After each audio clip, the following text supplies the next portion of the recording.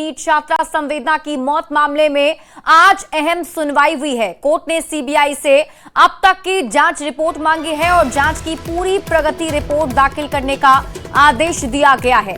CBI ने report देने के लिए समय मांगा है और सीबीआई ने कोर्ट से कहा कि 1 हफ्ते का वक्त उन्हें मिलना चाहिए, तब वो रिपोर्ट जो है वो दाखिल करेंगे। तो आज कोर्ट की तरफ से रिपोर्ट मांगी गई है। न्यूज 18 संवाददाता धर्मेंद्र कुमार अधिक जानकारी के साथ जुड़ गए। धर्मेंद्र, और क्या अपडेट?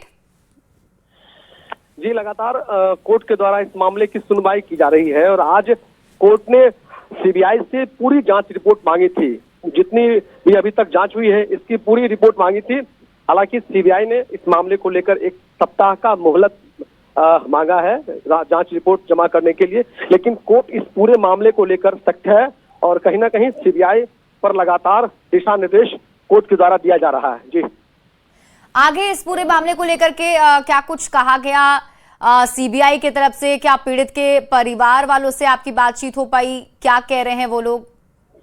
पीड़ित के परिवार कल भी गर्दनी बाग में धरने पर थे। उन लोगों का साफ कहना है कि सीबीआई और सरकार की जांच पर उन्हें कोई भरोसा नहीं है। हालांकि न्यायालय पर उन्होंने विश्वास जताया है कि न्यायालय जो जांच कर रही है उसमें हमें भरोसा है, लेकिन सीबीआई का जिस तरह से रवैया है उस रवैये पर उन्हें कहीं ना कहीं शक है और उनकी जांच पर उन्हें कतई भी भरोसा नहीं है।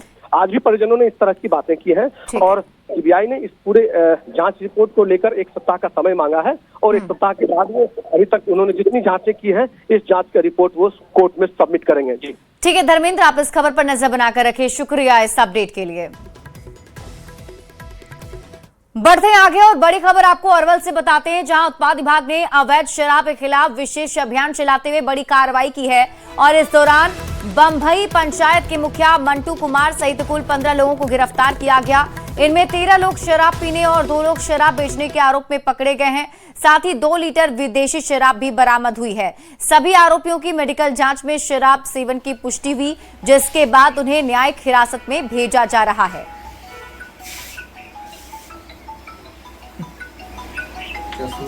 कल 29/3/2026 को छापामारी के दौरान 13 पीने वाले और 2 बेचने वाले अभियुक्त गिरफ्तार किए गए हैं।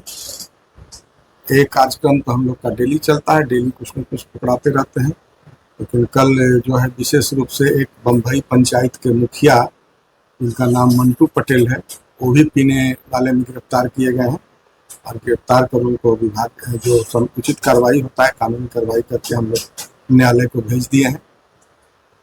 इस प्रकार का अभियान तो हम लोग का डेली जारी रहता है और जारी रहेगा। लोग कहते हैं दबाव में क्या काम करना है, हम लोग को डेली का वर्क है तो दबाव में क्या काम करना है, डेली का ही काम ही है, फिर इसमें दबाव का कहाँ बात उठता है। हम लोग को डेली अपना काम है जो रूटीन वर्क है करते हैं। इसमें कभी कम पकड़ाया कभी ज्यादा पकड़ाया, जो पकड़ाता है हम लोग पकड़ते हैं। पूर्णिया से आपको बड़ी खबर बताते हैं, जहां खजांची हाट थाना क्षेत्र में पुलिस और अपराधियों के बीच मुठभेड़ हुई है। मौके पर पहुंची पुलिस को देखते ही अपराधियों ने फायरिंग शुरू कर दी, जिसके बाद पुलिस ने जवाबी कार्रवाई की और इस दौरान इनामी अपराधी सिंटू सिंह सहित 5 अपराधियों को गिरफ्तार किया गया। उनके पास से 2 राइफल, 53 कारतूस और अन्य हथियार मिले हैं। गिरफ्तार आरोपी हत्या और आर्म्स एक्ट के मामलों में वांछित थे, जिनमें 2 रिटायर्ड आर्मी गार्ड भी शामिल हैं। कुछ अपराधी मौके से फरार हो गए, जिसकी तलाश जारी है। जो अभियुक्त पक्ष हैं उनके साथ वहां पर 2 गार्ड भी मौजूद थे जो रिटायर्ड आर्मी से हैं। दोनों के पास राइफल थी। उसमें अभियुक्त पक्ष के द्वारा जो है 2 राउंड फायरिंग किया गया, जिसके प्रतिपक्ष में जो है टेक्निकल टीम में जो सिपाही हैं चेतावनी देते हुए उनके द्वारा 1 राउंड फायरिंग किया गया, जिसके बाद अभियुक्तों को जो है हिरासत में लिया गया, उनको अरेस्ट किया गया और उनके पास से 2 राइफल, 53 जिंदा राउंड और 2 खोखा जो फायर किया गया था वो सब बरामद किया गया। और खबर आपको दरभंगा से दिखाते हैं, जहां पेट्रोल को लेकर अचानक अफरा तफरी मच गई, जिससे शहर और गांव के पेट्रोल पंप पर लंबी कतारें लग गई है। कुछ पंपों के बंद होने की खबर से लोग घबरा गए हैं और गैलन डब्बे लेकर पेट्रोल भराने पहुंचने लगे। प्रशासन ने साफ किया है कि पेट्रोल डीजल की कोई कमी नहीं है। एसडीएम विकास कुमार के मुताबिक बैंक बंद रहने और लगातार छुट्टियों के कारण तेल कंपनियों को भुगतान में देरी हुई, जिससे आपूर्ति प्रभावित हुई है। प्रशासन ने लोगों से अपील की है कि घबराकर अनावश्यक खरीदारी ना करें। परेशानी यही है कि पेट्रोल खत्म बताया जा रहा है और कुछ लोग बोल रहे हैं कि 5 बजे शाम को आइए, कुछ लोग बोल रहे हैं आएगा ही नहीं पेट्रोल खत्म हो गया, मशीन खराब है, इस तरह की परेशानी बताई जा रही है। लेकिन यहाँ इतने लोग खड़े हैं तो कुछ ना कुछ तो बात होगी, तभी तो खड़े हैं यहाँ पे। अगर पेट्रोल खत्म है या फिर जो भी प्रॉब्लम है वो एक बार में बताए ना। ये पेट्रोल और डीजल की स्थिति सिर्फ पैनिक के कारण हो रहा है। सरकार की तरफ से सप्लाई सुनिश्चित की जा रही है, प्रशासन के द्वारा सप्लाई सुनिश्चित की जा रही है, उसमें कोई दिक्कत नहीं है। लोग पैनिक के कारण जिन लोगों को जरूरत नहीं भी है वो भी तेल ले रहे हैं, सिर्फ इस कारण ये भी है। सबसे पहले तो मैं बताना चाहूँगा कि तेल का कोई भी क्राइसिस नहीं है और कोई भी कमी नहीं है। पूरे शहर में आज क्या है, पेट्रोल पंप पे मैं भी बाहर निकल के देखा हूँ कि पेट्रोल पंप से भीड़ है, लोग तेल लेने के लिए लाइन में लगे हुए हैं। मैं उनसे अपील करूँगा कि हमारे पास तेल इनफ है। कुछ पेट्रोल पंप्स आज बंद हैं, जैसे आपका लहरीसराय टावर पे है, शादनगर में है। जाके इंक्वायर करने पे पता चला कि लगातार 3 दिन जो है ऑयल डिपो में छुट्टियाँ थी, 27, 28, 29, रामनवमी की छुट्टी, सेकंड सैटरडे और संडे, जिसके कारण वहाँ से ऑयल डिस्पैच नहीं हो पाया, जिसके कारण ये जो 2 पेट्रोल पंप्स हैं बंद हैं। रुक कर लेते हैं इस वक्त की बड़ी खबर की ओर। लोकसभा में 5 बजे बोलेंगे गृह मंत्री अमित शाह। देश को नक्सलवाद से मुक्त करने के प्रयासों पर चर्चा होगी। लोकसभा में नक्सलवाद के खात्मे पर सरकार का जवाब होगा। नक्सल मुक्त भारत के लिए तय डेडलाइन 31 मार्च है और तय डेडलाइन से एक दिन पहले आज लोकसभा में गृह मंत्री अमित शाह अपनी बातें रखने वाले हैं। गृह मंत्री अमित शाह ने 31 मार्च 2026 की डेडलाइन तय की थी, जिसमें कहा गया था कि 31 मार्च 2026 तक सभी नक्सलियों का खात्मा कर दिया जाएगा। और उससे ठीक एक दिन पहले देखें 30 मार्च यानी कि आज गृह मंत्री अमित शाह की तरफ से शाम 5 बजे जवाब दिया जाएगा। लोकसभा में आज गृह मंत्री बोलने वाले हैं और नक्सलवाद के खात्मे पर जवाब देंगे। तो इस वक्त की बड़ी खबर आपको बता रहे हैं, लोकसभा में आज गृह मंत्री अमित शाह 5 बजे बोलने वाले हैं, जिसमें नक्सलवाद को लेकर के चर्चा होगी। बिहार की राजनीति में आज का दिन सुपर सोमवार का है। आज सियासत के 2 धुरंधरों ने बिहार की राजनीति छोड़ दी है और अब ये दोनों ही राज्यसभा में बिहार को बढ़ाने की बात करेंगे। बड़ी बात यह है कि दोनों दिग्गज बिहार के दोनों सदन में साल 2006 से ही लगातार बने हुए थे। मुख्यमंत्री नीतीश कुमार 2006 से लगातार बिहार विधान परिषद के सदस्य थे, तो नितिन नवीन भी साल 2006 से ही लगातार विधानसभा का चुनाव जीतकर विधानसभा में बने हुए थे। आज सियासत के इन दोनों धुरंधरों ने बिहार विधानसभा और विधान परिषद से इस्तीफा दे दिया है। ये दोनों 16 मार्च को राज्यसभा के लिए निर्वाचित हुए थे। अब माना जा रहा है कि 10 अप्रैल को नीतीश कुमार और नितिन नवीन राज्यसभा सदस्य की शपथ लेंगे।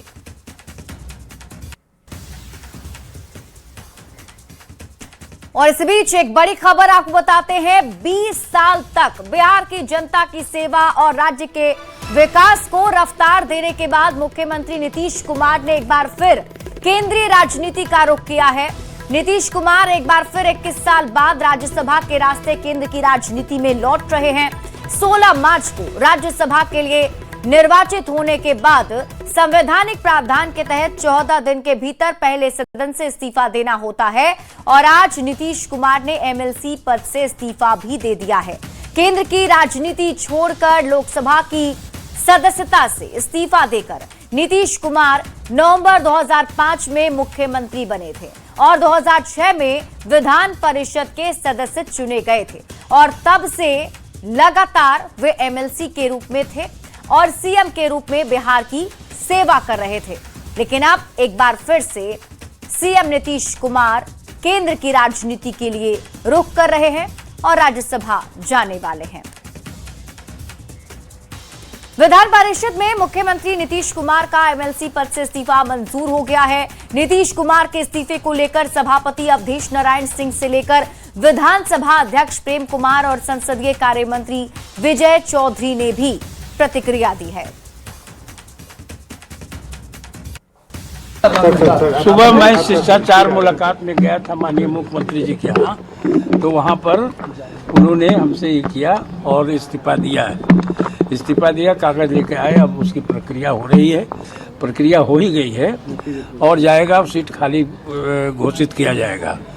तो यही आज का डेवलपमेंट है और बड़ा ही अब हम लोग का चूँकि बहुत दिनों से बड़ा ही अच्छा संबंध रहा है और इसको हम लोग निभाते आ रहे हैं। तो उनके जाने से तो सब पूरा बिहार दुखी है, सबको तकलीफ है कि भाई इतने बढ़िया मुख्यमंत्री, इतने विकासशील मुख्यमंत्री, इतने सबको लेकर के चलने वाले मुख्यमंत्री और हम लोग के बीच में से जा रहे हैं, केंद्र में जा रहे हैं।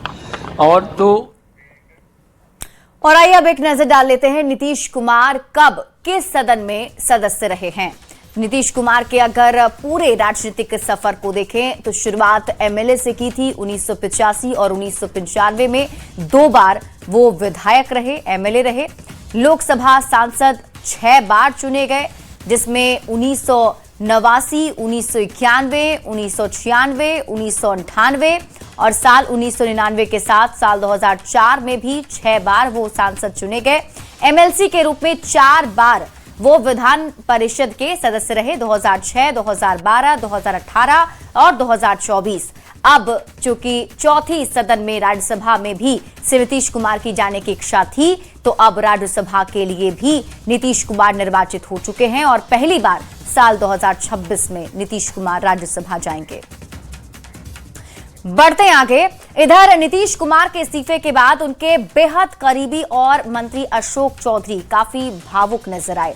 सदन से लेकर सरकार और संगठन तक में नीतीश कुमार के मार्गदर्शन को याद कर अशोक चौधरी रो पड़े। अशोक चौधरी ने न्यूज 18 से बातचीत में कहा कि नीतीश कुमार के राज्यसभा जाने के फैसले से पार्टी के साथ ही राज्य में समाज का एक बड़ा हिस्सा उदास है। अशोक चौधरी ने आगे की सरकार को लेकर कहा, ना पहले कोई नीतीश कुमार हुआ, ना आगे कोई नीतीश कुमार होगा। बिहार सरकार के वरिष्ठ मंत्री और नीतीश कुमार के बेहद करीबी माने जाते हैं। अशोक जी बहुत खामोश लग रहे हैं। देखिए, माननीय नेता का निर्णय है, निर्णय हम लोग क्या कह सकते हैं। निर्णय कुछ न कुछ राजनीतिक सोच के साथ उन्होंने ऐसा निर्णय किया होगा।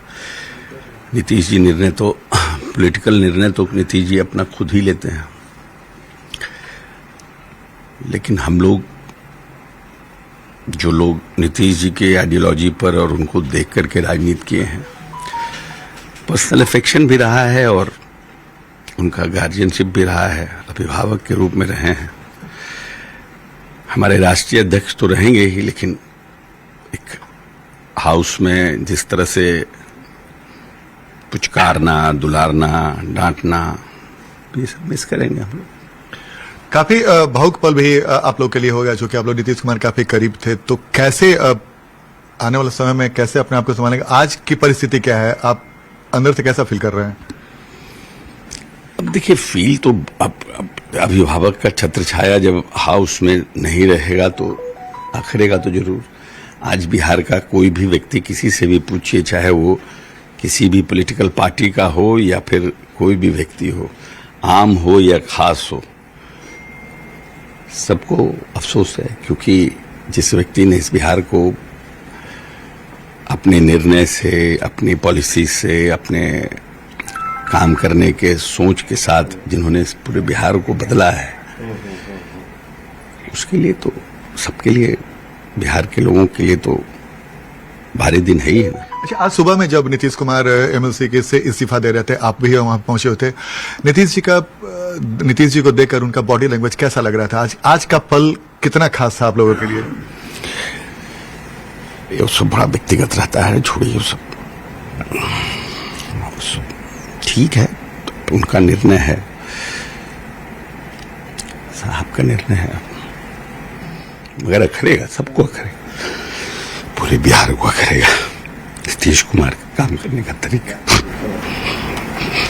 निशांत कुमार के ऊपर अब बड़ी जिम्मेवारी आ जाएगी। आप लोग एक तरीके से उनके गार्जियन की भूमिका में रहेंगे।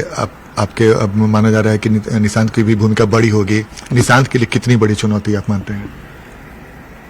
ये है नीतीश जी के फुट स्टेप्स को फॉलो करना, नीतीश जी के जूते के साइज में आना ही सबसे बड़ी बात है कि शायद बिहार की जनता इतना बड़ा मैंडेट 20 साल का किसी नेता को देगा भी नहीं। अब नहीं लगता है कि कोई इतना प्यार बिहार की जनता किसी भी लीडर को दे पाएगा। मौका भी नहीं मिलेगा किसी को इतना लंबा कि वो अपने सब पॉलिसीज को इम्प्लीमेंट कर सके। न नीतीश कुमार कोई था, ना आने वाले समय में कभी हो पाएगा। संजय सिंह जो एमएलसी हैं और नीतीश कुमार के काफी करीबी माने जाते हैं, ये भी उतना ही आज इमोशनल, उतना ही भावुक हैं। कैसा लग रहा है तो संजय जी आज ये जो परिस्थिति है? आज का दिन बड़ा भावुक दिन है क्योंकि निरंतर हम लोग आदरणीय नेता, हम लोग के अभिभावक नीतीश कुमार जी के सानिध्य में काम करने का मौका मिला। अभी भी वो राष्ट्रीय अध्यक्ष हैं, लेकिन सदन में वो रहते थे तो खौफ रहता था उनका। कोई गलत काम करता था तो उसको मंत्री लोग से गलत होता तो बचाते भी थे, समझाते भी थे, डांटते भी थे, पुचकारते भी थे। तो वो हम लोग को नहीं मिलेगा। बिहार की जनता जो 14 करोड़ जनता आज के दिन मायूस है कि आज हमारा नेता बिहार विधान परिषद से इस्तीफा दिया। हम लोग बहुत भावुक हैं। नीतीश कुमार के एमएलसी से इस्तीफा देने पर केंद्रीय मंत्री गिरिराज सिंह का भी बयान सामने आया है। गिरिराज सिंह ने नीतीश कुमार 85 से विधायक हैं और विधान परिषद के सदस्य रहे हैं। उनका कार्यकाल बतौर मुख्यमंत्री और विधायक एक स्वर्णिम अक्षरों में लिखा जाएगा। नीतीश कुमार ने बड़ी लकीर खींची है। नीतीश कुमार 85 से विधायक रहे, विधान परिषद के सदस्य रहे, राज्य के मुख्यमंत्री रहे। उनका कार्यकाल एज ए मुख्यमंत्री, एज ए विधायक एक स्वर्णिम अक्षरों में लिखा जाएगा। नीतीश कुमार जी का भी, नीतीश कुमार ने एक बड़ी लकीर खींची है बिहार के स्वर्णिम बिहार का, सभ्य समाज का विकास का। मुख्यमंत्री नीतीश कुमार ने एमएलसी पद से इस्तीफा दे दिया है, जिस पर अब सियासत भी तेज हो गई है। नेता प्रतिपक्ष तेजस्वी यादव ने नीतीश कुमार के इस्तीफे पर कहा कि बीजेपी ने नीतीश कुमार को ठगा है और ये भी साफ हो गया है कि नीतीश कुमार अब बिहार के सीएम नहीं रहेंगे।